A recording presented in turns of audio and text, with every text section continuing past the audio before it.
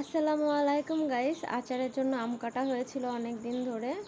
এই যে আবারও কাটা হয়েছে। আচার করতে আসলে অনেক আম লাগে, তো আম কাটার পর আমে ঝাল হলুদ আর লবণ মাখিয়ে সেটা শুকাতে দিতে হবে। রোদ্দুরে কড়া রোদে সুন্দরভাবে শুকাতে হবে, যাতে বৃষ্টির পানি বা ভিতরে আমের ভেতরে কোনোভাবে কোনো পানি না থাকে, তাহলে আচারটা নষ্ট হয়ে যাওয়ার সম্ভাবনা থাকে খুব বেশি।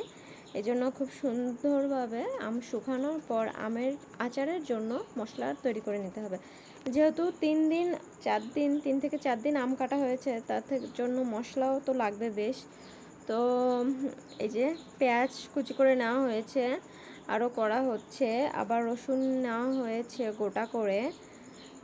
তারপর এর ভিতর দেওয়ার জন্য ঝাল কেটে নেওয়া হয়েছে। আর আরেকটা ভিডিওতে দেখানো হবে, এর ভিতর অনেক বোম্বে ঝাল দেওয়া হয়েছে, সেটা এই ভিডিওতে আমি নিতে পারি নাই। তো এগুলো সব সুন্দরভাবে মশলাগুলা কাটাকাটির পর এই মশলাগুলাও কিন্তু আবার আমের মতো এই যে লবণ হলুদ মাখিয়ে সুন্দরভাবে এটাও একটু শুকিয়ে নিতে হবে, যাতে এর ভিতর কোনো পানি না থাকে। যেহেতু আচারটি সারা বছরই থাকবে, সারা বছরের জন্য সংরক্ষণ করা হবে।